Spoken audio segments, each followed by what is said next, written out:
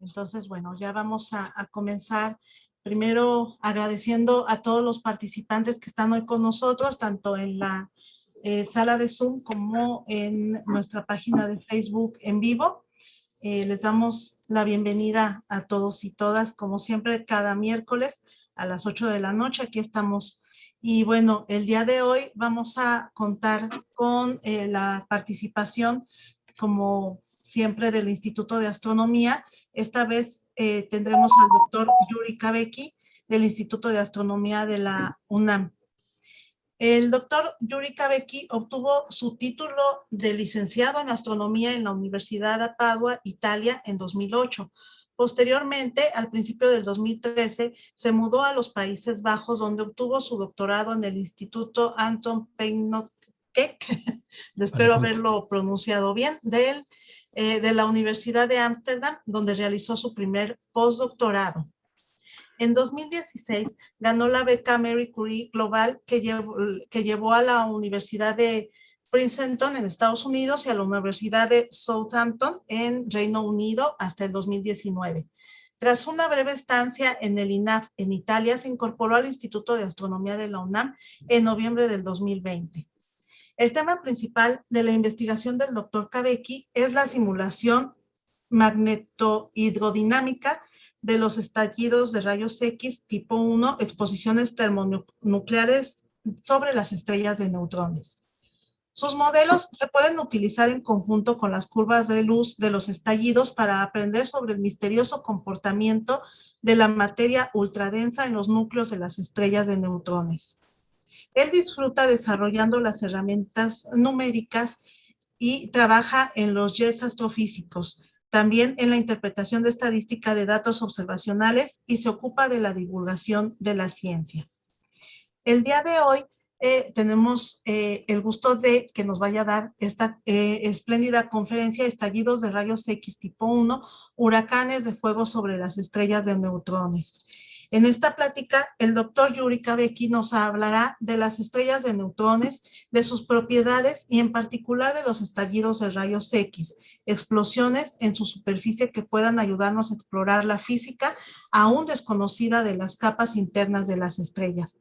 Doctor, antes que nada le agradecemos muchísimo que haya aceptado la invitación a esta su casa, a la Sociedad Astronómica de México. Le damos la bienvenida. Muchas gracias. Muchas gracias a usted y gracias por la introducción muy buena. Voy a compartir mi pantalla. Hacemos lo que podemos. Muchas gracias, de verdad. Bueno, sí, como se han dicho, voy a hablar un poco de los estallidos de rayos X de tipo 1, que son prácticamente mi trabajo principal. Ha sido unas semanas antes una otra plática acerca de más o menos de lo mismo, entonces del doctor Danny Page, entonces voy a cubrir cosas que él no ha cubierto. Y una disculpa por mi español, que no siempre es correcto. Bueno. No, doctor, no se preocupe, al contrario, muchísimas gracias. Mi inglés tampoco es muy bueno, ni mi italiano, ni nada de eso, así de que muchas gracias. Ok, gracias. Y bueno, eso es más o menos lo de que voy a hablar, ¿no? Son de las estrellas de neutrones, en particular de las binarias de rayos X que nosotros usamos, porque es allí que nos veamos los estallidos de tipo 1. Y después voy a hablar muchísimo de los estallidos y de unas particularidades que ellos tienen que no podemos usar, que son muy útiles. Y bueno, empezamos con las estrellas de neutrones.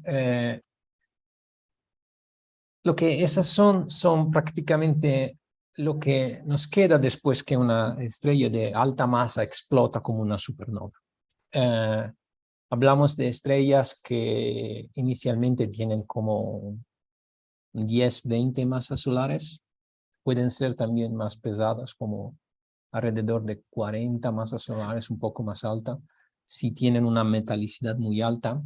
Y bueno, cuando explotan, nos dejan una estrella de neutrones.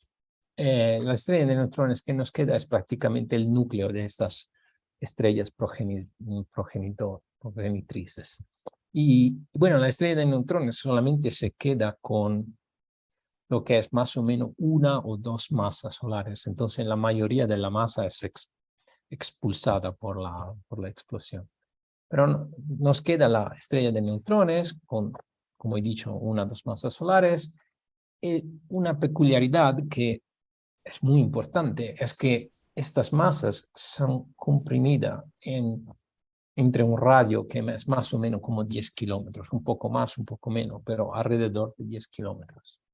Eso hace que la proporción de la masa dividida por el radio es muy alta y es por eso que las estrellas de neutrones son partes de los objetos compactos. Hay fundamentalmente dos consecuencias debido a esta alta compactitud.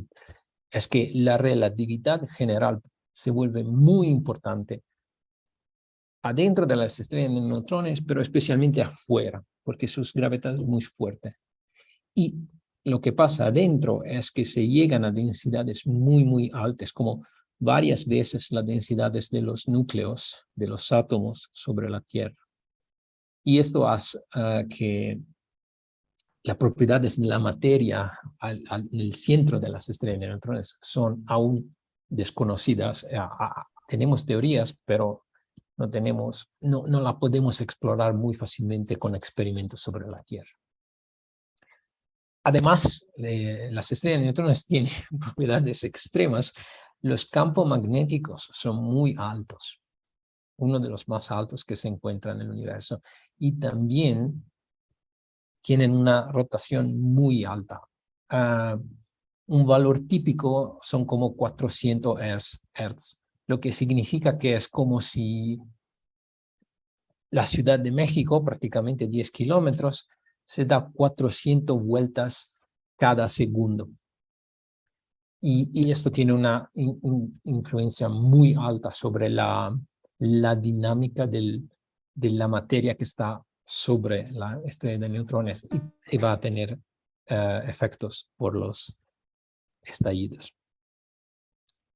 Y bueno, como he dicho, la gravedad es muy fuerte afuera de la estrella de neutrones y esto tiene una consecuencia que va a ser muy importante por esta plática, y es que la gravedad va a controlar la manera de la cual la luz deja la estrella de neutrones y entonces va a afectar cómo nosotros vamos a ver la estrella de neutrones.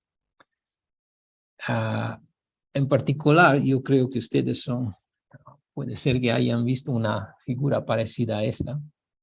Eso es un agujero negro, pero la cuestión es la misma. Aquí se deben imaginar un agujero negro aquí en el centro y un anillo de material alrededor del agujero negro. Y lo que pasa debido a la gravedad es que esta parte que parece estar encima del agujero negro de verdad es el disco que está atrás del agujero negro. Pero los rayos de luz son curvados por la gravedad del agujero negro y nosotros veamos la parte superior del disco y también la parte inferior del disco, ¿no? Y bueno, pasa lo mismo con las estrellas de neutrones. Las estrellas de neutrones tienen una gravedad que es un poco inferior a la de un agujero negro. Entonces, no veamos totalmente atrás de la estrella de neutrones, pero un poco, una parte atrás la veamos. Y también una cosa muy importante es que la luz se corre rojo debido a la gravedad cuando intenta escapar de la fuerza de gravedad de la estrella, ¿no? Y hay otros efectos que dependen también de cuánto velozmente está dando las vueltas la estrella de neutrones, y esto también depende de la posición sobre las estrellas. Entonces, al ecuador hay más efectos porque allá la velocidad es más alta, y al polo los efectos son menores porque la velocidad lineal de rotación es más baja, aun si la velocidad angular es la misma. Pero bueno, uno de los aspectos más interesantes de las estrellas de neutrones, de verdad, es lo que pasa en su parte interior, ¿no? Como he dicho, son como, esta figura no es en escala, son 10 kilómetros de radio y hay las capas superiores que se llaman envolvente, océano, atmósfera, tienen varios nombres, son como una decena, cientos de metros, no más, ¿no? Después hay como 1 kilómetro donde la superficie se vuelve un cristal, que es más rígido, la envolvente es todavía líquida, y adentro, por la mayoría, son como 9, 10 kilómetros, hay lo que es el núcleo, ¿no? Y adentro de la estrella de neutrones, los átomos se distribuyen inicialmente como un cristal y tenemos fenómenos como superfluidos, superconductores, pero más que nos vamos adentro con la estrella de neutrones, ese cristal se deforma y los núcleos se deforman. Y se vuelven, no son circulares, nada más, se vuelven más elípticos e empiezan a juntarse, formando estructuras que son inicialmente como filamentos. Esta se llama fase de pasta, porque los filamentos se llaman como espagueti, y después estos filamentos se juntan y forman como planos, que se llaman lasaña, y aún más después los planos se juntan y se forman planos que son vacíos entre partes más gruesas, que son los núcleos todos juntos, hasta que se forma prácticamente los núcleos son todos pegados unos con el otro y se forma, es el núcleo de la estrella de neutrones, que es prácticamente como si fuera un núcleo gigante, atómico, pero gigante, compuesto de todos los otros núcleos. Y es en este punto, es en este lugar donde la materia es ultradensa, donde la física se vuelve más desconocida, ¿no? Tenemos muchas más incertidumbres. Es aquí donde se empieza, por ejemplo, a manifestar la física de los quarks. Aquí tengo un dibujito esquemático, ¿no? Ese es un núcleo de ese es un átomo como lo veamos sobre la Tierra, ¿no? Una visión un poco clásica de un átomo. Tenemos el núcleo con los protones y los neutrones y los electrones que orbitan alrededor del núcleo. Pero la cosa importante es que los protones y los neutrones no son partículas elementales. Están compuestas de otras partículas que se llaman quark. Y los quark se dividen en 6 tipologías que se llaman up and down, charm and strange, top and bottom, que sería como arriba, abajo, encanto y extraño, y encima y al fondo. Y bueno, los protones y los neutrones son compuestos solamente de los quarks up and down. Pero cuando aumentamos la densidad de la materia, prácticamente estamos poniendo más energía en las interacciones, se van a crear otras partículas que no sean protones y neutrones, se llaman, por ejemplo, hiperones. Y también pueden compartir otros quarks, especialmente el quark extraño, el strange, ¿no? Y bueno, esto crea materia, el comportamiento de la cual las teorías todavía están explorando, ¿no? Y lo bueno de la estrella de neutrones es que son estables y duran por mucho tiempo. A lo contrario, los experimentos terrestres son muy rápidos y por eso es difícil medir el comportamiento de las partículas cuando se crean y se destruyen. Entonces, las estrellas de neutrones nos dan la posibilidad de explorar el comportamiento de los quarks prácticamente en un experimento que es estable y de larga duración. Pero hay un problema. Las estrellas de neutrones están más lejos y como ellos son 10 kilómetros, muy difícil de ver. Y no podemos llegar a ver el núcleo de las estrellas de neutrones, ¿no? Entonces, como siempre pasa en astronomía, necesitamos inventar una manera de medir indirectamente las propiedades de esta materia que forma el núcleo de las estrellas de neutrones. Y afortunadamente hay una manera. Prácticamente lo que pasa es que las teorías nucleares nos dicen cómo se comporta la materia. Especialmente nos dicen la relación entre densidad, por ejemplo, y presión de la materia, y la fuerza con que la materia puede sostener el peso.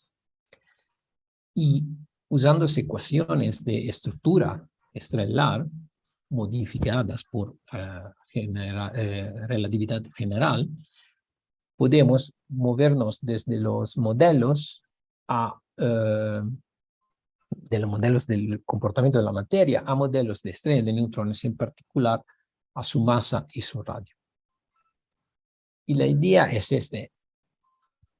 una materia que tenga más presión, que sea más fuerte, puede sostener mucho más masa y construir estrellas de neutrones que son más gruesas en dimensión y en masa. Materia que tiene menos presión no puede construir objetos que sean más gruesos, más largos, más pesados, ¿no? Porque si intentamos construir un objeto que sea más pesado, esto va a colapsar y se va a contraer y me va a formar un hoyo negro, un agujero negro. Y esto es prácticamente lo que los astrónomos están intentando hacer con las estrellas de neutrones. Aquí, ese es un gráfico que muestra la masa de las estrellas de neutrones y su radio, ¿no? Y cada de estas curvas son modelos teóricos de cómo se comporta la materia a alta densidad. Y se construyen modelos de estrellas de neutrones y ven que dada una masa, tengo un específico radio, dado otra masa, tengo un específico radio. Estoy mirando a la curva rosa, por ejemplo. Y lo que se ve es que sobre una cierta masa no hay demasiado, no hay más. La curva se para, porque esa es la última masa estable. Después de esta masa, puedo construir una estrella de neutrones, pero esta va a colapsar y a formar un agujero negro. Como se ve aquí, hay muchas teorías que dan predicciones que son un poco comparables, pero a veces son muy diferentes. Y lo que se ve aquí son unas líneas horizontales, son mediciones de masas, tenemos otras mediciones de masas de estrellas de neutrones que son más abajo, pero estas son importantes porque son las más pesadas que se han encontrado. Y ya conociendo esta masa podemos excluir unas teorías, ¿no? Porque por ejemplo, si miro a esta línea azul, veo que no llega a 2 masas solares. Esta línea azul no puede construir una estrella de neutrones así pesada, entonces la medición de masa ya me excluye esta teoría, que es bueno. Pero como se ve común que aquí, hay muchas teorías que llegan a esta masa. Entonces, eso es uno de los problemas más grandes de las estrellas de neutrones, que para usarla bien, para comprender más del comportamiento de la materia ultradensa, necesitamos medir el radio. Porque midiendo el radio, puedo distinguir claramente entre teorías. Aún si están cerca, si tengo más de una cruz, ¿no? De masa y radio, puedo distinguir entre este modelo y este modelo. Pero medir el radio de la estrella de neutrones es muy, muy difícil. No podemos resolverla ópticamente con telescopios, ¿no? Entonces, no podemos medirlo derechamente, el radio. Debemos usar otros métodos inderechos. Y bueno, los astrónomos inventaron prácticamente todo, ¿no? Miramos a las estrellas de neutrones prácticamente sobre toda la banda electromagnética, ¿no? Desde el radio a los rayos X, muchos en rayos X. Aquí pongo unos telescopios, pero hay muchos otros. Por ejemplo, XMM Newton o Chandra Swift. Y también a los rayos gamma que fueron mencionados antes.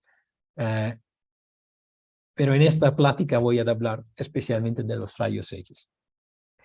Y en óptico no se ven mucho, no se ven porque no emiten. Pero bueno, si tienen compañeras, por ejemplo, las compañeras la veamos en el óptico. Y recientemente también con las ondas gravitacionales, de verdad, ¿no? Cuando las estrellas de neutrones se juntan.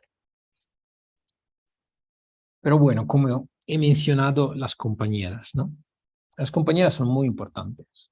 En particular lo que se llaman binarias de rayos X, porque que son como una compañera, una estrella normal y una estrella de neutrones. ¿Por qué son importantes? Porque, por ejemplo, le he dicho que conocemos masas de estrellas de neutrones.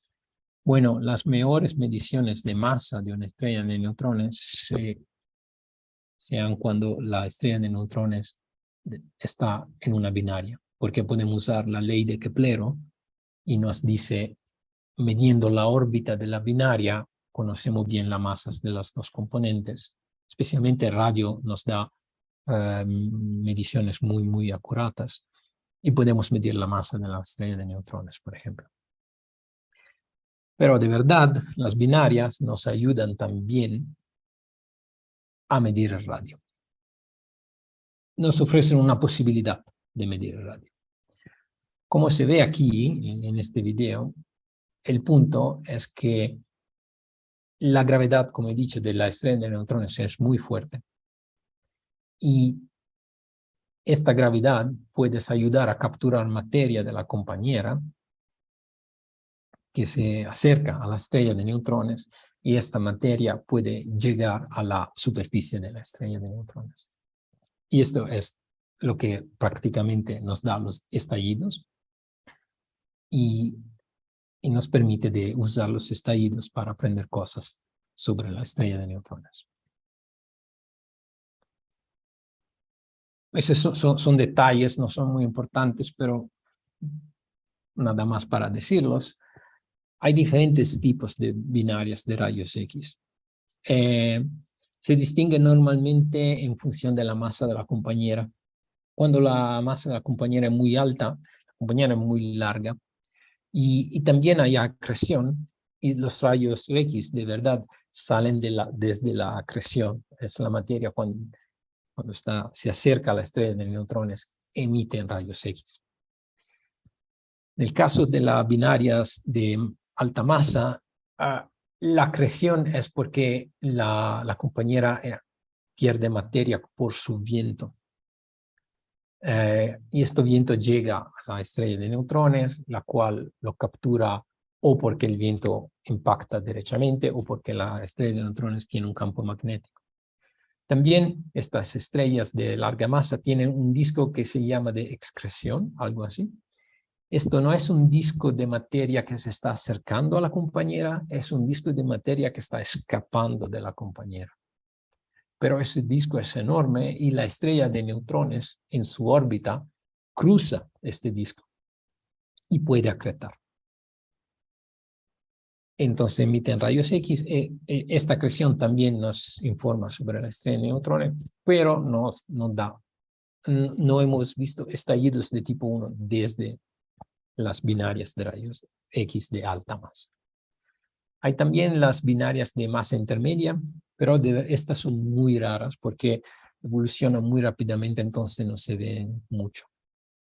Y aquí la acreción se porta como de manera intermedia entre las binarias de masa alta y de masa baja. Entonces hay viento y hay el desbordamiento del lóbulo de Roche, que es exactamente lo que se veía en el video de antes, ¿no? La compañera se expande y llega a esta forma que es como una gota.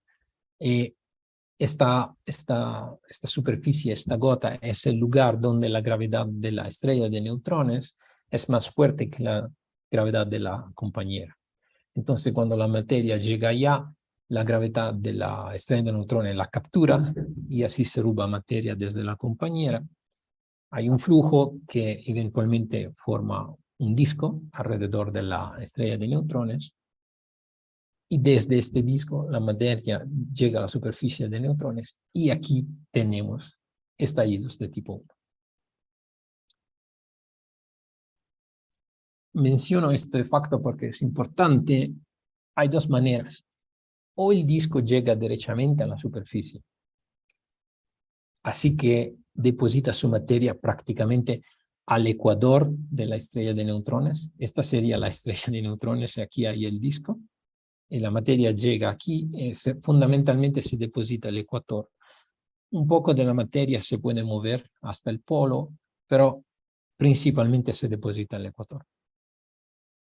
Pero como se veía en el video, si la estrella de neutrones tiene un campo magnético muy fuerte, el campo magnético puede atrapar la materia del disco antes que llegue a la superficie de la estrella de neutrón y gullarla prácticamente hasta que llegue a la superficie, sobre todo en el lugar del polo magnético de la estrella de neutrón, que no es necesariamente el polo de rotación de la estrella. Una parte de la materia puede llegar también a la superficie lungo el ecuador, pero por la mayoría se piensa que llegue lungo la línea de campo. Y esto es importante porque dependiendo de cómo se deposita la materia sobre la estrella de neutrones, van a pasar cosas diferentes. Y bueno, ahora que tenemos finalmente la materia, la nueva materia sobre la estrella de neutrones, podemos hablar de estallido de tipo 1. Porque lo que los estallidos de tipo 1 son el resultado del quemado inestable de la materia que llega desde la compañera. Y se ven en rayos X. Son el mismo quemado que pasan en las estrellas normales, entonces quemamos hidrógeno para producir helio, quemamos helio para producir carbono, o quemamos, por ejemplo, hidrógeno sobre el carbono o sobre los elementos más pesados. Pero la estrella de neutrones por sí misma no tiene la materia que puede ser quemada. Entonces, por esto necesitamos las binarias, necesitamos la compañera y necesitamos acretar. Pero bueno, como se ve aquí, los estallidos se ven como, esta es la emisión, decimos, más o menos constante del sistema, y de repente hay una subida muy rápida de la emisión en rayos X. Se llega a un pico y después una bajada, que es una cola, la llamamos cola, más lenta. Pero como se ven, son de diferente duración y también tienen forma, por ejemplo, el pico que pueden ser regulares o menos, y también la bajada puede ser muy rápida o puede ser rápida y después aplazarse un poco. Y lo que pensamos especialmente de esta segunda parte es que esto depende del tipo de la materia que se está quemando. Por ejemplo, los estallidos más rápidos, así, son probablemente quemados de puro hidrógeno, helio, o por la mayoría así. Mientras que estos que son más largos son probablemente de estallidos que todavía tienen una buena fracción de hidrógeno, y lo que pasa aquí es que el hidrógeno empieza a ser consumado para los elementos más pesados. Entonces, por ejemplo, una cosa que podemos aprender de los estallidos es sobre reacciones nucleares de quemado que son un poco difíciles de medir sobre la Tierra también, ¿no? Entonces, esto es un primero elemento donde los estallidos nos ayudan a aprender más de la física. Pero bueno, ¿cómo se ve, no? Esto es esto no es una simulación, esto es una impresión artística. La idea es que, como hemos visto, la materia puede acretar o al ecuador o al polo magnético, pero de verdad lo que pasa es que la superficie no es completamente homogénea, ¿no? Entonces, lo que nos esperamos es que la explosión empiece en un lugar particular y desde aquí la llama se propaga sobre la superficie hasta que cobre que se enciende, ¿no? Toda la superficie. Y esto es más o menos la idea que tenemos. Pero, por ejemplo, veamos que las simulaciones nos dicen que la situación más típica no es esta. Pero esta es la idea, ¿no? Tenemos la explosión en un lugar particular y la flama se debe mover sobre la superficie. Y este es uno de los problemas más importantes, porque la llama debe cubrir la superficie suficientemente rápidamente para explicar esta parte de la subida, que es muy rápida en unos casos. Entonces uno podría decir cómo se propaga la flama, ¿no? Típicamente uno piensa a la conducción, pero la conducción también sobre una estrella de neutrones en sus condiciones así extremas es demasiado lenta para explicar las explosiones. Y entonces resolver esto, el mecanismo de la flama, de la propagación, era prácticamente el primer paso para resolver los estallidos, ¿no? Pero bueno, ¿cuál es la idea principal? Es que la materia me llega desde el disco y empieza a depositarse sobre la superficie de la estrella. Y mientras que baja en la parte que hemos llamado envolvente, se comprime porque otra materia llega sobre de ella e empieza a quemar. Hasta que llega bastante en profundidad, donde la combustión se vuelve inestable y me explota el estallido de tipo 1, ¿no? Y al final las cenizas van más en profundidad y llegan a la corteza, a esta parte donde tenemos el cristal, y me va a componer lo que va a ser hoy después la corteza y el núcleo de la estrella de neutrones. Lo que pasa es que, por ejemplo, la combustión lenta puede no ser así lenta. Si la combustión, que aquí llamo lenta, es todavía bastante rápida, cuando la materia llega en profundidad donde se debería encender, la explosión no va a pasar porque la materia se quemó demasiado en la parte superior. Y esta es una de las razones por las cuales pensamos que no hay estallidos de tipo 1 en las binarias de alta masa. La idea es que allá la acreción es demasiado alta, así que la combustión lenta de verdad es bastante rápida, y cuando la materia llega aquí no puede quemar, no puede explotar. Entonces no tenemos estallidos. Y bueno, estas partes aquí en los modelos 1D verticales es donde de verdad se han hecho muchos esfuerzos para comparar informaciones desde los varios tipos de reacciones nucleares para compararlos con las observaciones. De verdad fueron muy exitosas en comprender unos detalles de los estallidos. Pero como he dicho, la propagación, esta parte claramente no se puede explorar en 1D y se necesitaron simulaciones múltiples. Y bueno, con estas simulaciones podemos explicar y intentar de comprender esta parte de los estallidos, ¿no? La subida rápida. Y la idea es más o menos esta. Como le he dicho, Pensamos a la acreción con disco, que es más sencilla. La materia probablemente se deposita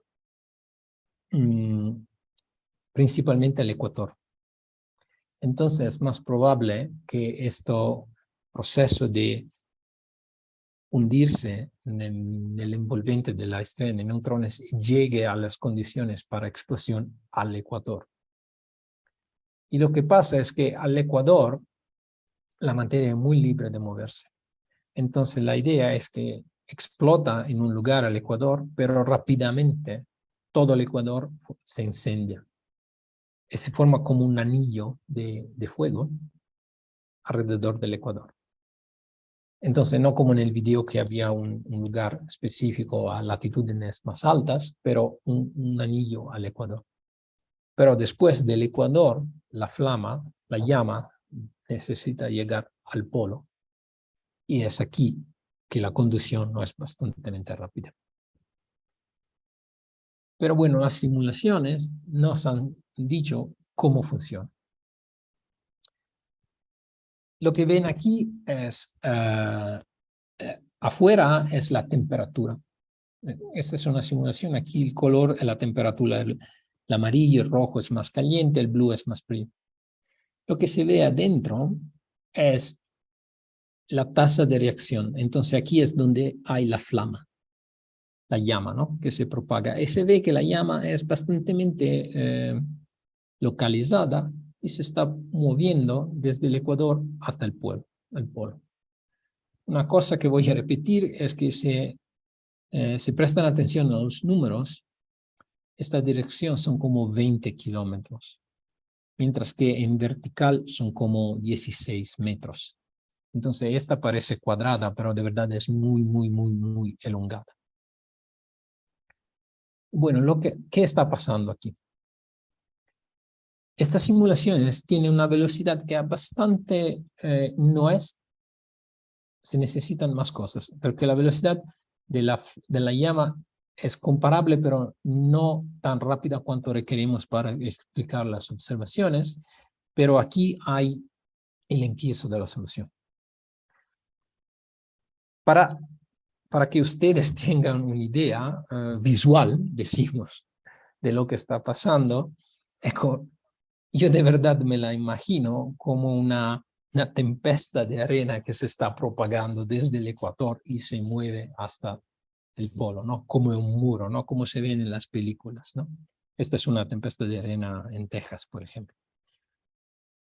Y de verdad esto es como parece la llama, este muro de fuego que se está moviendo hasta el polo. Pero la física es un poco diferente, ¿no? También el movimiento del fluido es diferente. Lo a que se parece más es de verdad, es muy igualito, es el movimiento de los vientos sobre la Tierra.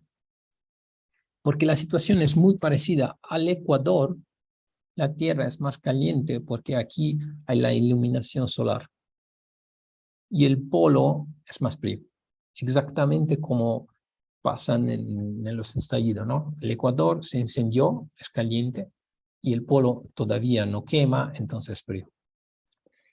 Y lo que se genera es que hay un movimiento de vientos alrededor del Ecuador, pero sobre todo hay estos vientos a media latitudines que se mueven hasta el oeste. Y son los mismos al norte y al sur.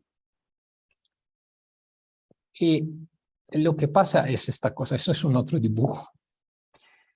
Aquí hay el Ecuador donde se encendió la llama. El material es caliente, se expande, porque como un gas, ¿no? Cuando se calienta se expande. Y entonces su presión empuja la materia desde aquí para que se mueva hasta el polo. Pero el elemento fundamental es que estas estrellas dan vueltas muy rápidamente. Como hemos dicho, 400 veces, eso es un número de referimiento, ¿no? 400 veces por segundo, pero llegan hasta como cerca de 1000 veces.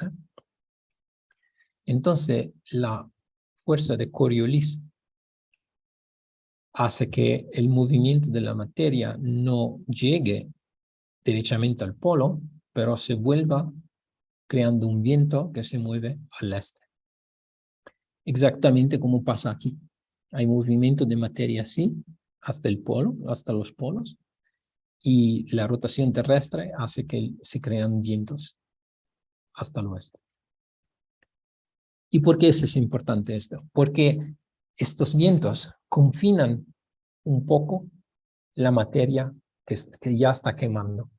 Entonces su calor no se desperdicia inmediatamente sobre toda la superficie, porque si se desperdicia, la conducción hasta arriba podría hacer que la flama se apague. Pero el viento confina la flama, confina el material caliente, entonces el calor se queda allá. Pero al mismo tiempo se crea una interfaz que es muy, muy larga. Como le he dicho, estos son kilómetros, estos son pocos metros. Esta interfaz es muy, muy larga y es aquí que la conducción puede trabajar. Pero esto es porque esta interfaz es muy larga. Si fuera vertical, sería demasiado chiquita y sería demasiado lenta. Pero siendo inclinada y siendo muy larga, la superficie permite que la conducción trabaje de una manera más eficiente. Y es así que la flama se propaga más rápidamente. Pero hay más. Aquí le muestro una sección vertical. El color es la temperatura y los puntos son como partículas. Pueden ver el movimiento de las partículas. Lo que pasa es que se ven aquí las partículas exactamente como en los ciclones o huracanes. Estas son un poco diferentes, pero es prácticamente la misma cosa. Las partículas aquí se caen adentro de la llama. Entonces lo que pasa es que materia que es fría, pero que puede quemar más, se cae hasta la llama, que es aquí, y ayuda la llama a sostenerse. Y al mismo tiempo, esta interfaz es muy larga, entonces la materia caliente que está aquí, empieza a calentar la materia fría y ayuda porque se queme. Entonces, de verdad, la condición es importante por la flama, pero fundamental es la fuerza de Coriolis, que desde un lado mantiene la materia caliente toda junta y del otro crea esta interfaz para que la conducción pueda trabajar más eficientemente. Y como le mostré aquí, hay esta estructura de viento, que es la misma que se crea sobre la Tierra, y esta es la que se ve en las simulaciones, ¿no? Este es el viento que está saliendo afuera del plano de la charla. Es muy alto arriba y muy lento abajo. Y esto es muy importante, porque esta es una estructura que es inestable. Y vamos a hablar en un rato de por qué esto es muy importante. Pero otra cosa, como le dije, para que se lo visualicen, la flama de verdad aparece así, es muy, muy elongada. Y estas proporciones todavía no son buenas, porque deberían ser 1000 veces más largo que alto.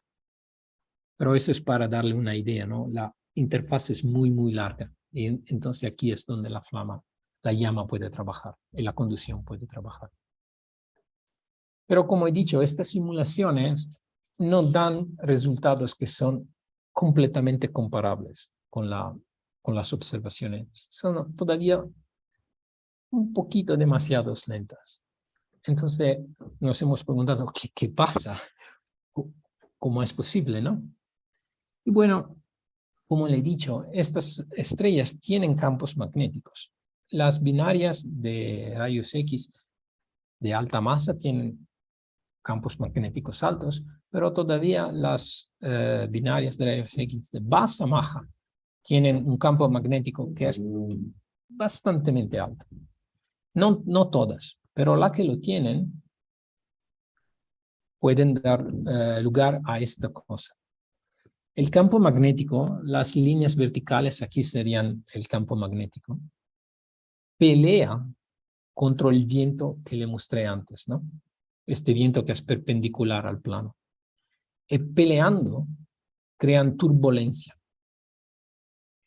Y lo que la turbulencia hace, que se ve aquí, ¿no? Se perturba con olas, ¿no?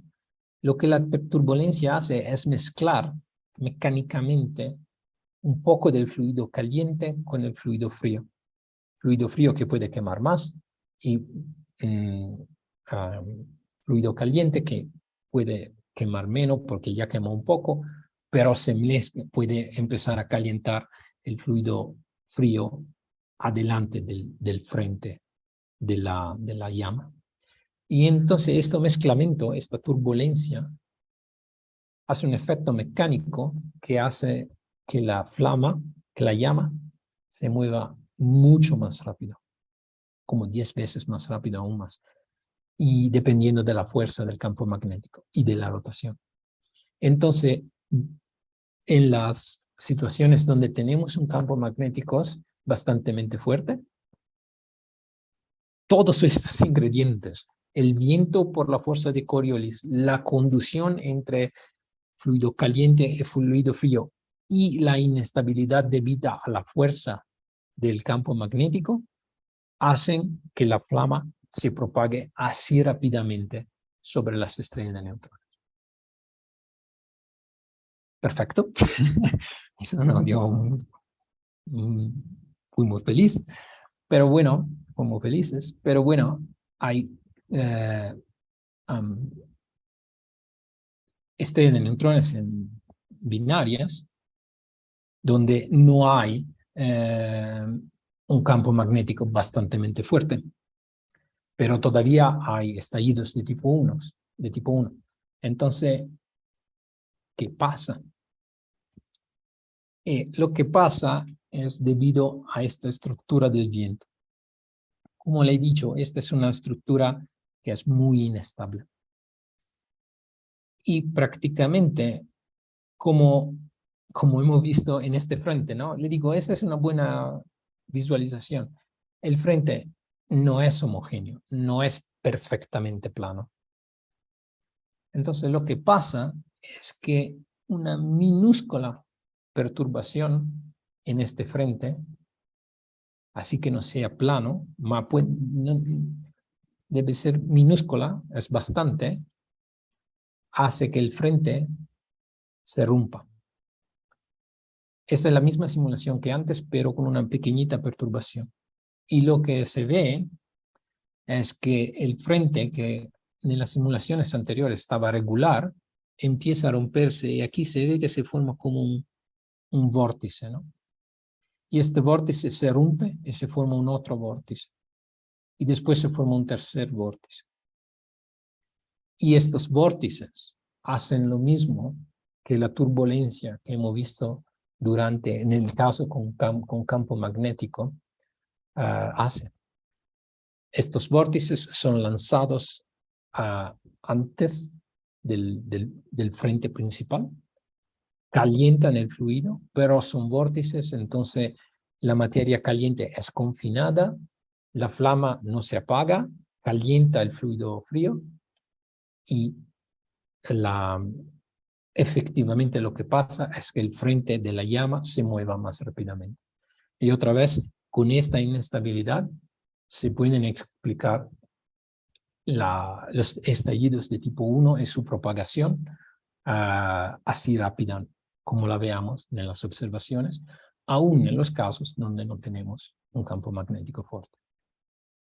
Y otra vez, para tener una idea, aquí tenemos el frente, ¿no? Lo que deben pensar es que desde este frente se lanzan vórtices. Este es un frente de arena, vórtices de arena, ¿no? Que también se ven sobre la Tierra. Se llaman como diablos de arena o vórtices de arena. Esta es una figura se ven también sobre Marte. Esta es una figura, son fotos tomadas sobre Marte, pero también pasan en la Tierra. Y como ven, se lanza estos turbines que levanta la polva, la arena, y como ven, hay uno, pero aquí hay un otro, por ejemplo, ¿no? Que inicialmente no hay, pero se forma.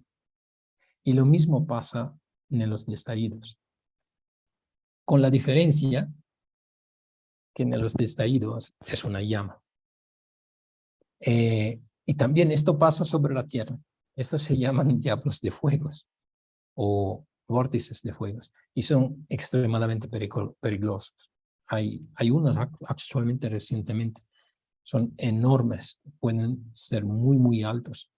Aquí no se ve tanto, pero son más altos que árboles, ¿no? Son enormes y son muy peligrosos porque se mueven y exactamente lo que pasa con los estallidos. Lanzan llamas que pueden encender otros lugares.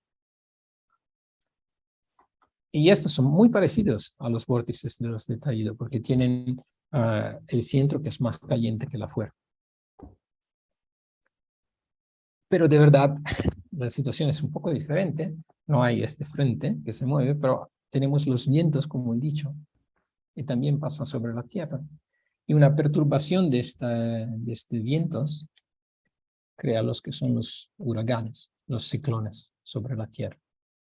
Y el mecanismo es lo mismo que pasa en los estallidos, porque el frente es lo mismo y tiene la misma inestabilidad. La diferencia es que los ciclones tienen el centro que tiene una presión más baja. En los estallidos los que se ven son anticiclones, porque el centro es más caliente y tiene una presión más alta. Entonces ruedan en la dirección opuesta, pero son exactamente lo mismo. Entonces el mecanismo que crea ciclones y anticiclones sobre la Tierra es la inestabilidad que crea los vórtices que se ven en las simulaciones de los estallidos de tipo 1. Y aquí sí le muestro una visión desde arriba, ¿no? La parte blue aquí sí es la composición, entonces esta es materia que ya quemó. Este es el ecuador, este es el polo. La parte roja es materia que puede quemar. Y aquí el frente estaba derecho, y una minúscula perturbación empieza a corrugar, a curvar el frente. En las flamas, cuando el frente se curva, hay más conducción, entonces la flama se mueve más rápida y aún más aquí la materia es lanzada. Y esto mezcla la materia, crea turbulencia y crea una flama que sea más rápida. Y se han visto figuras de meteorología. Hay fenómenos muy parecidos a esto, donde hay masa fría que se mezcla a masa caliente, prácticamente desde el ecuador al polo. Y lo que se ve al final, esta temperatura no es composición, es esta estructura, ¿no? Aquí se ve un poco más claramente que no en la simulación 3D. Esta es la simulación 3D, pero es una parte vista desde arriba. Estos son los círculos que se han creado, los vórtices, y como esta sería la parte norte, entonces se ve que ruedan como el reloj, entonces son anticiclones. Pero también se forman partes que son más frías, que ruedan contra el reloj, y estos son ciclones sobre estrellas de neutrones. Y lo que pasa es que aquí hay conducción, entonces la llama va a quemar toda la estrella mucho más rápidamente, porque lo que estaba aquí se lanzó rápidamente a frente, esto se perturbó, lanzó otra cosa, y es este lanzamiento que hace que la llama se propague súper rápidamente. Entonces parece que comprendemos más o menos cómo funciona la parte de la subida de los estallidos. Pero hay unos detalles que nos interesan, que de verdad se ven más en la parte de la caída de los estallidos. Y estas son las oscilaciones. Y esa es la última cosa de que voy a hablar. Como he dicho, se ven en la cola, se ven en cualquier parte, se ven también en la subida, en el pico y se ven en la cola, pero en la cola se ven mejor, que son más frecuentes. Y bueno, ¿por qué nos interesa? La idea es que Las primeras se vieron en el 96. ¿Y por qué la llamo oscilaciones? Porque si ven aquí, esta es una curva de luz observada con rayos X. Hay muchas fluctuaciones, ¿no? Pero estas son principalmente debido a efecto del instrumento, ¿no? Que es un poco irregular, también el flujo no es todo completamente regular. Pero lo que pasó es que investigadores decidieron hacer un análisis más detallado de partes de la curva de luz. Y tramita un proceso que se llama transformada de Fourier, que prácticamente va a buscar si hay un señal periódico en una parte de una serie temporal. Se dieron cuenta que había una frecuencia particular que no era ruido. Y prácticamente, si uno analiza cada pedacito de la curva de luz, ve que sí, estas fluctuaciones son ruido prácticamente. Pero adentro del ruido hay una oscilación que tiene una frecuencia precisa. Y hay veces que esta frecuencia cambia durante el estallido, la evolución del estallido, pero es un cambiamiento regular. Y hay veces que esta frecuencia es fija y es siempre la misma. Entonces es una frecuencia que es una oscilación que es verdadera. Si se imaginan esta curva como si fuera una línea suave, se deberían imaginar fluctuaciones encima a esta variación.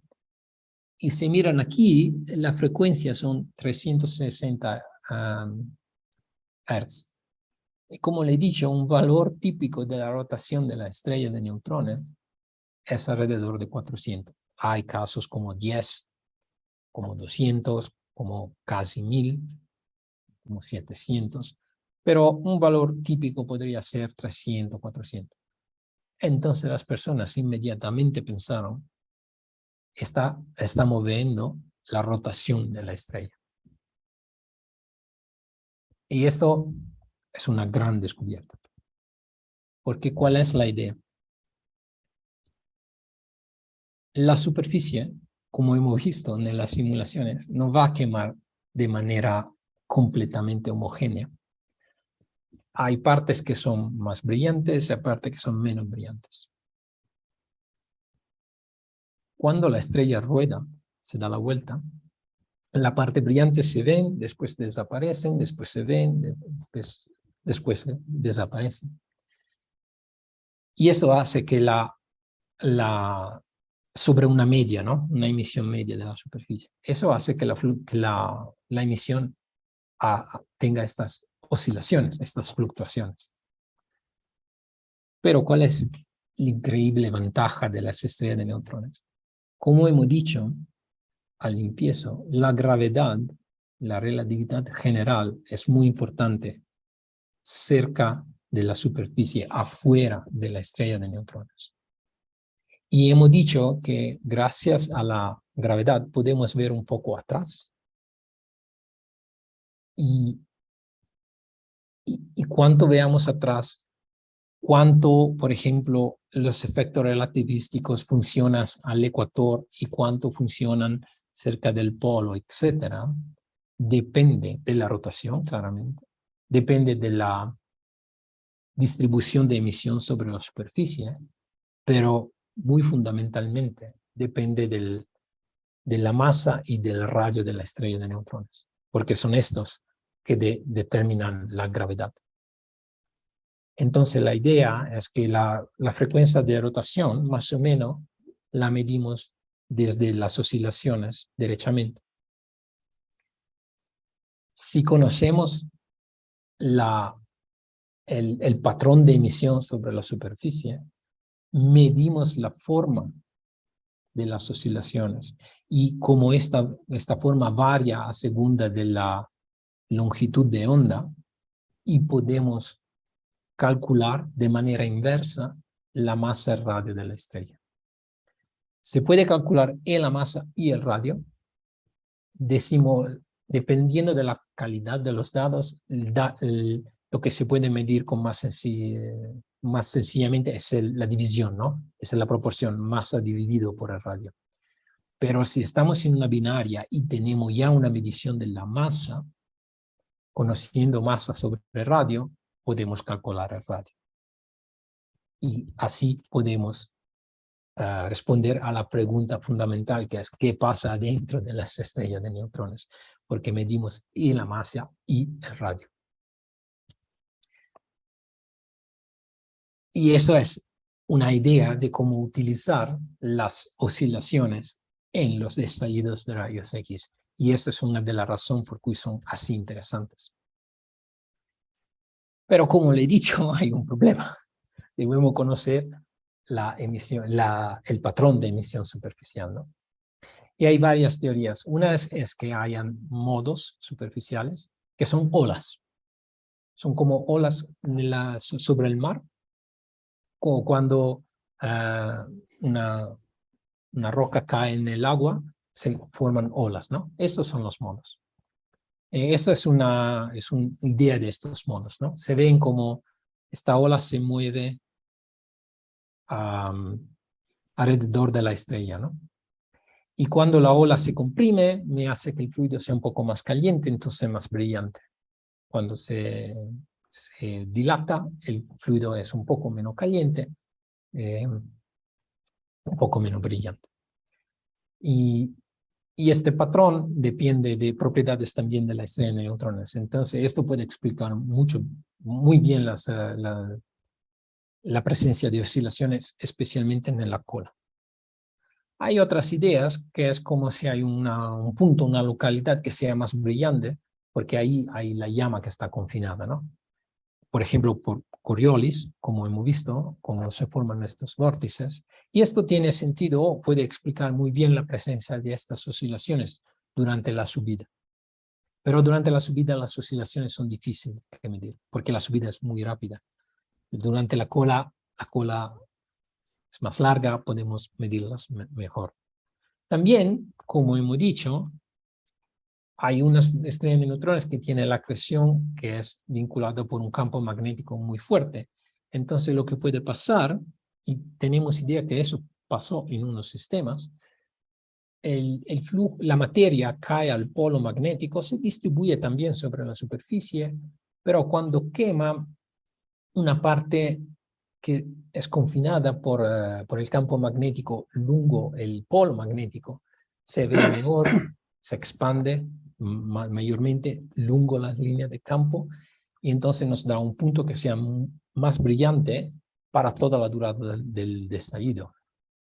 Y esto puede explicar también las oscilaciones, en particular si sus frecuencias no cambian, ¿no? Porque están siempre en el mismo lugar que el polo magnético y se dan la vuelta con la frecuencia de rotación de la estrella. Entonces tenemos modelos, pero aquí todavía hay trabajo que hacer. Entonces no tenemos la respuesta definitiva. Pero como le he dicho, ¿no? Los patrones pueden explicar y estos vórtices que se forman, estas inestabilidades que son, pueden ser magneto-hidrodinámicas, si hay campo magnético o puramente hidrodinámicos, como hemos visto, ¿no? En las simulaciones, como pasa sobre la Tierra, pueden dar lugar a patrones. Puede ser que no son patrones lo que veamos, pero estos patrones, por ejemplo, pueden determinar, por ejemplo, cuál modo, ¿no? Cuál tipo de ola se va a formar sobre la estrella de neutrones. Entonces tenemos ideas, pero necesitamos explorar más. Pero una vez que tenemos el patrón, podemos volver a medir masa y radio y poner las crucecitas que necesitamos en este gráfico para determinar el comportamiento de la materia. Y este trabajo se hizo con unas estrellas de neutrones, pero no se conocía el patrón, no con estallidos debido simplemente a la presencia del campo magnético, pero todavía tenían un patrón, entonces oscilaciones, y funcionó. Los errores son un poco largos debido al hecho que no conociéndose el patrón superficial se debe intentar descubrir el patrón desde las observaciones y esto aumenta un poco el error de la medición. Pero resultados son muy encorajantes, entonces esperamos que vaya a funcionar. Y aquí me paro. Estas son las conclusiones. Es que los estallidos, para existir prácticamente, necesitan todo lo que las estrellas de neutrones pueden ofrecer: la rotación, la conducción, el campo magnético.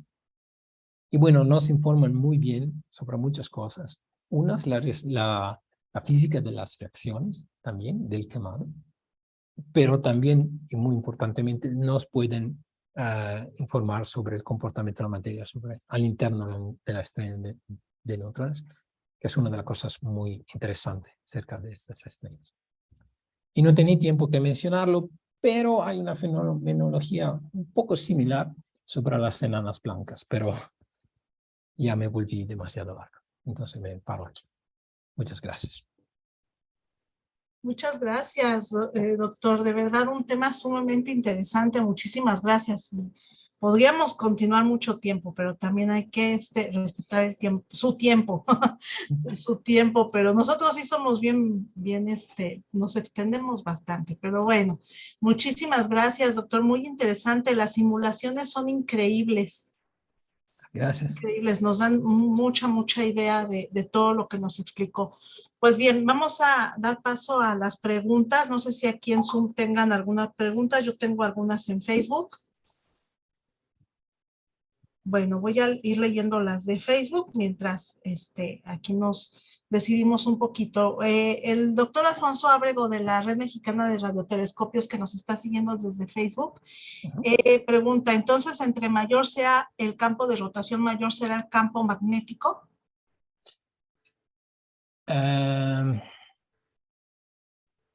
No necesariamente, porque lo que pasa también es que más o menos sí.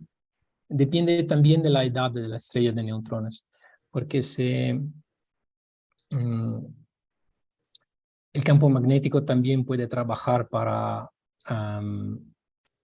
hacer que las estrellas se dan la vuelta más lentamente, si es demasiado fuerte. Pero depende de la edad también de las estrellas. Muchas gracias. Y él mismo tiene otra pregunta.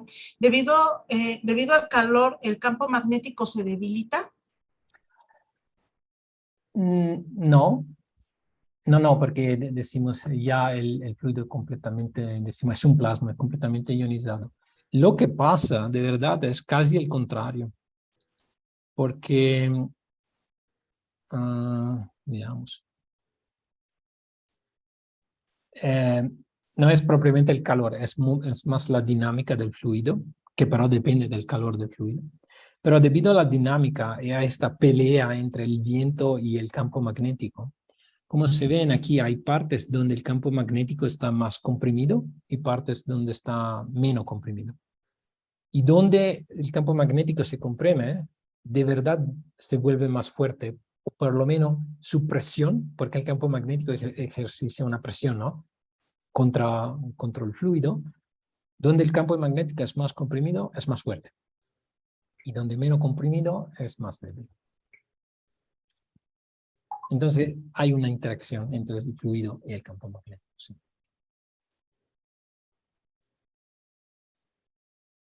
Muchas gracias, doctor.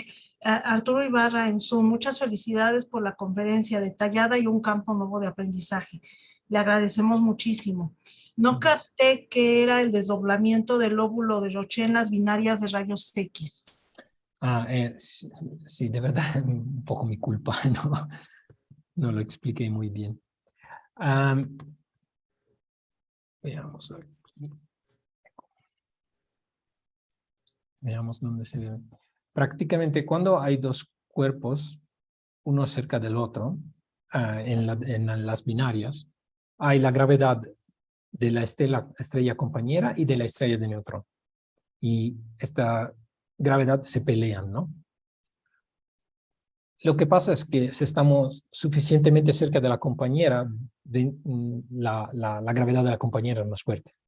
Suficientemente cerca de la estrella de neutrones, la gravedad de la estrella de neutrones es más fuerte. Pero hay una superficie, que es el lóbulo de Roche, donde las dos gravedades son igualitas. Y lo que pasa es que afuera de esta superficie vence la estrella de neutrón.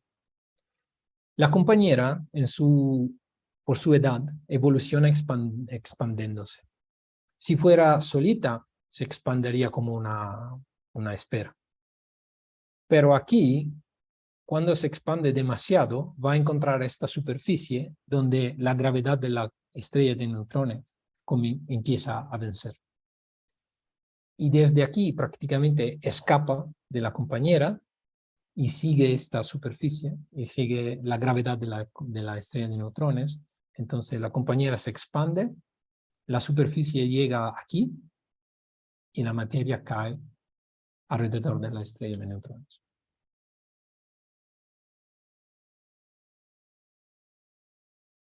Esta superficie aquí se llama lóbulo de Roche. Muchas gracias, doctor. También Mariluz Gaterol, que nos visita desde Venezuela. Qué bueno tenerte otra vez de vuelta, Mariluz. Los patrones de propagación se determinan solo con la temperatura y si se pueden encontrar binarias de rayos X en los cúmulos globulares. En los cúmulos globulares, sí, se han encontradas muchas, entonces sí, porque allá las estrellas son muy cerquitas, ¿no? Entonces pueden formar binarias. Y si una estrella es una estrella de neutrones, o también es una estrella que evoluciona y forma y deja, ¿no? Después de la supernova, una estrella de neutrones, se forma una binaria en los cúmulos globulares. Y los patrones dependen de la velocidad de rotación, porque esto nos dice, por ejemplo, la dimensión de los círculos, de los vórtices, ¿no? Mayor es la rotación, más chiquitos son los círculos, porque están más comprimidos, más confinados. Una rotación muy lenta hace vórtices que son más largos. Pero la diferencia de presión depende de la temperatura del quemado. Entonces son ambas cosas que crean esta situación.